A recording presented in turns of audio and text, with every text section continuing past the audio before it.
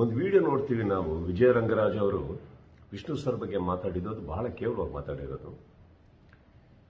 ಇದಕ್ಕೆ ನಾನು ಈ ವಿಡಿಯೋ ಮಾಡೋಣ ಅನ್ನಿಸ್ತು, ಮಾತಾಡೋಣ ಅನ್ನಿಸ್ತು. ಕಲಾವಿದನಾಗಿಯೇ ಹೌದು, ಒಬ್ಬ ವಿಷ್ಣು ಸಾರಿನ ಅಪ್ಪಟ ಅಭಿಮಾನಿಯಾಗಿಯೇ ಹೌದು. ಇಲ್ಲ, ಎಲ್ಲ ಅಭಿಮಾನಿಗಳ ಪರವಾಗಿ ಮಾತಾಡ್ತಾ ಇದ್ದೀನಿ ಅನ್ಕೊಳ್ಳೋಣ, ಪರವಾಗಿಲ್ಲ. ವಿಜಯ ರಂಗರಾಜ್ ಅವರೇ, ಒಬ್ಬ ವ್ಯಕ್ತಿ ಬಗ್ಗೆ ನೀವು ಏನು ಮಾತಾಡಬೇಕೋ ಅದು ನಿಮಗೆ ಬಿಟ್ಟಿರೋದು. ಬಟ್ ಆ ವ್ಯಕ್ತಿ ಬದುಕಿರ್ಬೇಕಾದ್ರೆ ಮಾತಾಡೋದ್ರಲ್ಲಿ ಒಂಚೂರು ಗಂಡಸ್ಥಾನ ಇರುತ್ತೆ ಅನ್ನೋ ನಂಬಿಕೆ ನಂದು. ಅವಾಗ ಅವ್ರ ಸತ್ಯ ಏನು, ಅವ್ರು ಉತ್ತರ ಕೊಟ್ಟಿರೋರು, ನಿಮ್ಮ ಸತ್ಯ ನೀವು ಮಾತಾಡ್ತಾ ಇದ್ರಿ. ಆದರೆ ಇವತ್ತು ಆ ವ್ಯಕ್ತಿ ಇಲ್ಲಿಲ್ಲ ನಮ್ಮ ಮಧ್ಯದಲ್ಲಿ ಅಂದಾಗ, ಎಷ್ಟೋ ಕೋಟಿ ಕೋಟಿ ಜನಗಳಿಗೆ ಆರಾಧ್ಯ ದೈವ ಆಗಿರೋ ವಿಷ್ಣು ಸರ್ ಬಗ್ಗೆ ನೀವು ಈ ಥರ ಹೇಳಿಕೆ ಅವ್ರು ಇಲ್ಲದೇ ಇರುವಾಗ ಕೊಡೋದು ಬಹಳ ದೊಡ್ಡ ತಪ್ಪು. ಎಲ್ಲ ಇಂಡಸ್ಟ್ರಿನೂ ನಾವು ಬಾಂಧವ್ಯದಲ್ಲಿ ನಡಿಬೇಕಾದ್ರೆ ನಿಮ್ಮಂಥ ಒಬ್ಬ ವ್ಯಕ್ತಿ ಈ ಥರ ಹೇಳಿಕೆ ಕೊಡೋದ್ರಿಂದ ಎಲ್ಲ ಚೂರು ಚೂರಾಗಿ ಆ ಕಡೆ ಬಿದ್ದೋಗ್ತಾರೆ.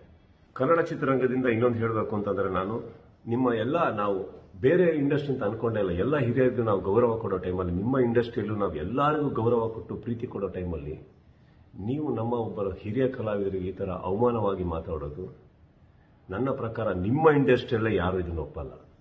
ಅವನ ಮಾತಲ್ಲಿ ನೀವು ಇನ್ನೊಂದು ಹೇಳಿದ್ರಿ, ಅವ್ರನ್ನ ಹಂಗೆ ಇಟ್ಕೊಂಡಿದ್ವಿ, ಹಂಗೆ ಅಂದ್ಬಿಟ್ವಿ, ಇದು ಬೆಂಗಳೂರಲ್ಲ, ಅದು ಇದು ಅಂತ ಏನೋ ವಾರನ್ ಕೊಟ್ವಿ ಅಂತೆಲ್ಲ ಹೇಳ್ತಾ ಇದ್ರಿ. ಆ ಲೆವೆಲಿಗೆ ಹೋಗ್ಬೇಡಿ ಸರ್. ಅವ್ರು ಇವತ್ತು ಇಲ್ದಲೇ ಇರ್ಬೋದು, ಎಲ್ಲರೂ ಇದ್ದೀವಿ ನಾವು. ಆ ಲೆವೆಲ್ಗೆ ಹೋಗೋದು ಬೇಡ. ಯಾಕಂತಂದ್ರೆ ಇಂಡಸ್ಟ್ರಿ ಇವತ್ತು ಎಲ್ಲರೂ ಚೆನ್ನಾಗಿದ್ದೀವಿ, ನಿಮ್ಮೊಬ್ಬರಿಂದ ಮತ್ತೆ ಹಾಳಾಗೋದು ಬೇಡ. ಅಂಡ್ ವಾರ್ನಿಂಗಿಗೆಲ್ಲ ಎಳಿಬೇಡಿ. ಇಲ್ಲಿ ಯಾರು ಕೈಗಾಗದೇ ಇರೋದಿಲ್ಲ ಸರ್. ವಿಷ್ಣು ಸರ್ ಇಲ್ದಲೇ ಇರ್ಬೋದು ಸರ್. ಕೋಟಿ ಕೋಟಿ ಕೋಟಿ ಮಕ್ಕಳನ್ನ ಬಿಟ್ಟೋಗಿದ್ದಾರೆ, ಎಲ್ಲರನ್ನೂ ಬಿಟ್ಟೋಗಿದ್ದಾರೆ. ಎಲ್ಲರೂ ಇದೀವಿ ನಾವು. ವಾರ್ನಿಂಗ್ ಬೇಡಿ. ಆ ಮಾತು ನೀವೇನು ಮಾತಾಡಿದ್ರಿ ಅದನ್ನು ವಾಪಸ್ ತಗೊಳ್ಳಿ ದಯವಿಟ್ಟು.